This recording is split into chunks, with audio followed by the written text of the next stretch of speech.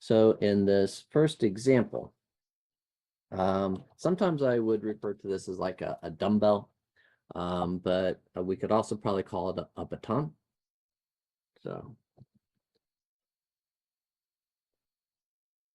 and usually I think the baton is better example because with the batons, the ends aren't necessarily the same mass, but usually with dumbbells, they are equal masses, and I want them to have two different masses. So we're going to have, some mass here. We'll call this one M1, 5 kilograms. And then on this other end, we're going to have 7 kilograms. Okay. And we're not going to worry about the rod that connects the two ends, but it's going to be, I don't know, let's make it 2 meters in distance from here to here. I guess this isn't really a baton. That's way too long. That's like 6 foot, right? That's okay. 2 meters is a pretty number. It'll help us with our calculations to be not too ugly. Okay. And so what we want to do is we want to calculate the moment of inertia of this, funky baton or whatever, about 2 different axes of rotation. And so in the first instance, we want to rotate it about a point right in the middle. And in the second part, we want to rotate it about an axis that's, just a little bit off of this end. Let's say that it's, I don't know, half a meter off. Okay. So we want to calculate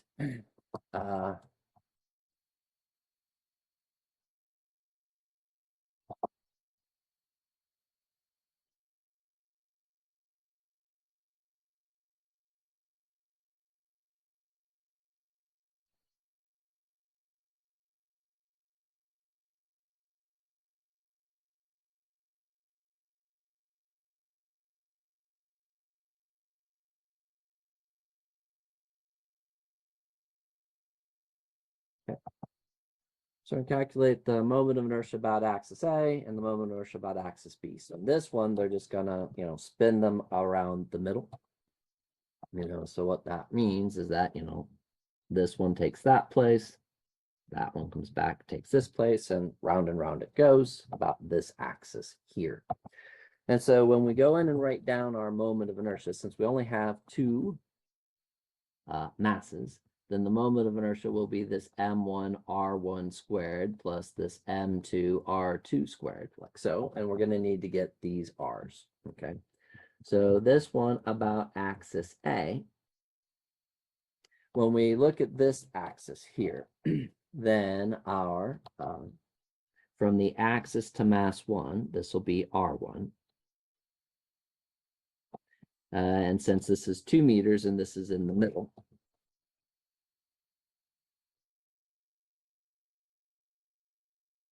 then this should be 1 meter worth of distance. And to go from the axis to mass 2, this will be the R2, and that'll be the other, 1 meter. So we get that this is M1. Oh, I don't know why I'm rewriting the same thing I had. So let me try that again. So for axis A, we'll take our mass 1, which is this 5 kilograms, times our R1, which is 1 meter squared, plus, and then this is mass 2, which is that 7 kilograms, and then R2 is 1 meter squared. And so this is 5. So 1 squared is 1. 1 times 5 is 5. So this is 5 plus 1 squared is 1 times 7 is 7. 5 plus 7. So this gives us 12, kilograms times meters squared. So that's the moment of inertia for this funky baton rotated through the middle. Okay.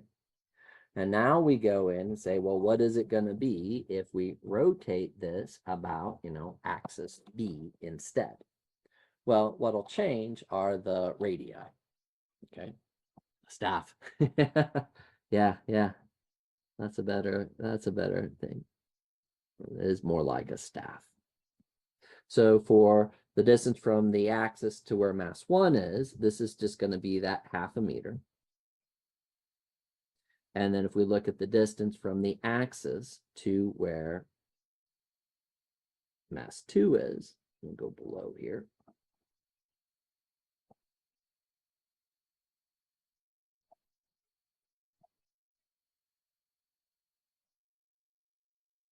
This is 2 plus 1/2. So 2.5 meters. Now, when we go to calculate our moment of inertia about this axis B here, then we're going to do that. That will be our M1, which again is the 5 kilograms. But our R1 is 0.5 squared. And then we'll have the 7 kilograms. And then this R2 is 2.5 squared. And so this is half. And so half squared is a quarter. Quarter times 5 is what? 1.25. And then this is 2.5 squared is 6.25, I think. And so then the 6 times the 7 would be what? 42. And then a quarter of 7 would be 1 3/4, right? So that'd be 43.75. And so then when we combine these, what we get is this is 45. Like so. Okay. And so then in looking at this is interesting because there's no translational analog to this concept, right? Because we talked about if we move the mass, translate the mass, then its ability to resist being accelerated. It didn't matter which way we moved the object, right? We move it to the right, we move it to the left, we move it up, we move it down. The mass is the mass, right? But in this case, what you get is it's the same object. It's our same staff or baton or whatever. But what we're looking at is this is essentially like the little car in the parking lot, and then this is like the big truck. But again, it's the exact same object. All we did was change how we were rotating the object. Okay. So if you rotate the object about this axis in the middle, then that's, doesn't take much net torque to produce the angular acceleration. If we rotate about this point, then now notice that these are going to move in, a little circle here and a gigantic circle there. This takes a much larger amount of net torque to get the same angular acceleration type of thing. Colloquially, what we talk about is that the little car is easy to accelerate and the big truck's hard to accelerate, right?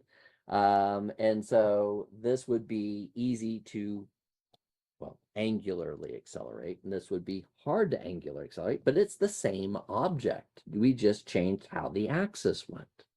So that's a really interesting thing to see. I mean, the object is the same, but where we rotate it changes the value for its ability to resist the angular accelerations.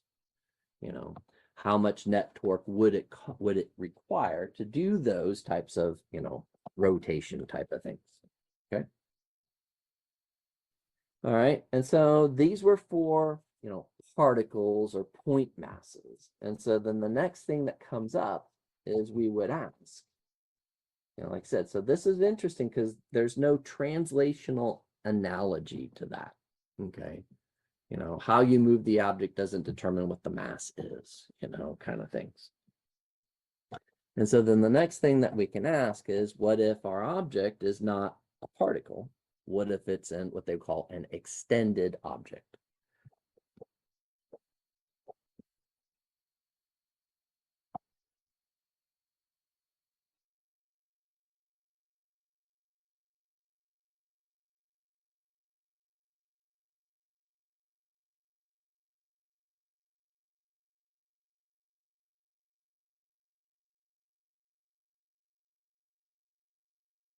Okay. What happens then? Well, there's a couple of cases, okay?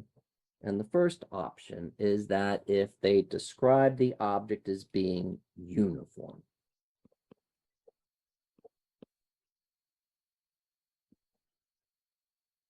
So again, this is a keyword phrase. So that means that the mass is, uniformly or evenly distributed throughout the object. So if it is uniform with a, quote unquote, nice geometric shape,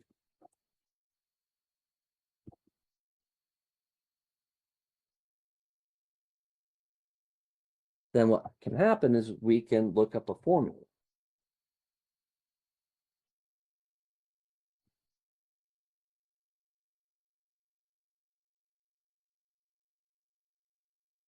In the book. And these formulas are also on your equation sheets. So in the textbook, this is gonna be, this should be in chapter 9. There it is.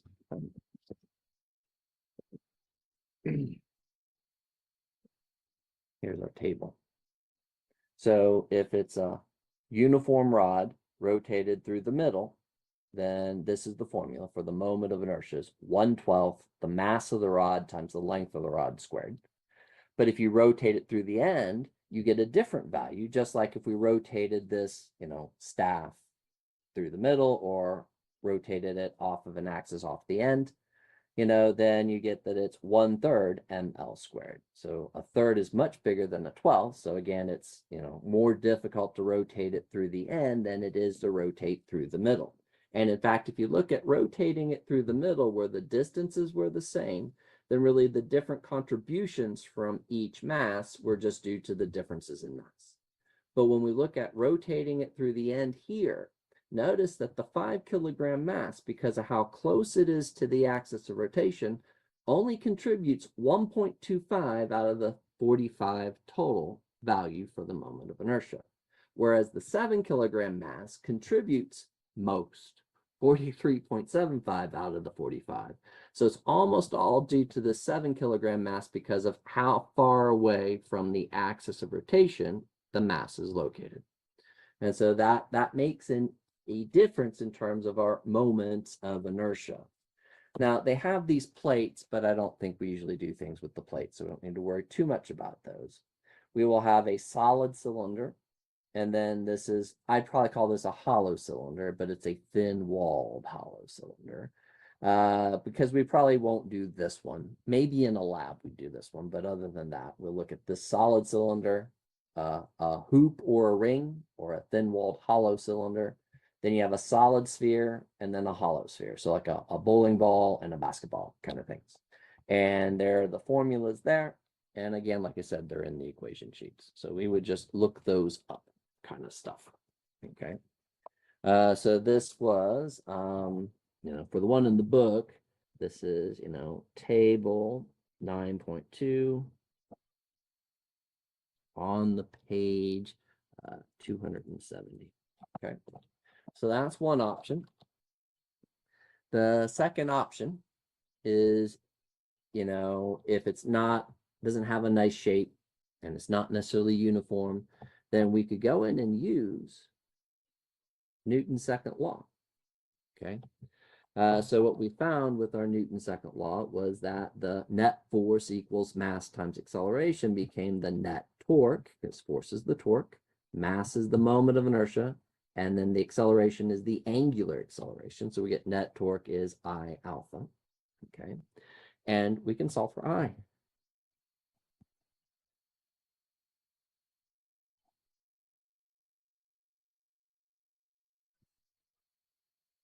Like this. You can do that with F equals ma. I mean, we just usually don't, so you could go, well, if I apply 2,000 newtons to the car and it accelerates at 2 meters per second squared, then if I divide, then I see that the mass is 1,000 kilograms. Okay. I mean, I guess in some sense, it's kind of how they determine things, the masses of objects that you can't really put on a scale. Like, the moon, Jupiter, as they do something kind of along those lines. Okay. And then our third option is that they could just tell us what it is. So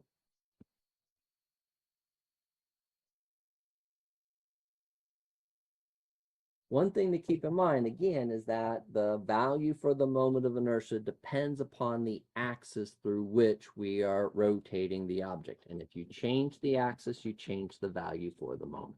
Okay.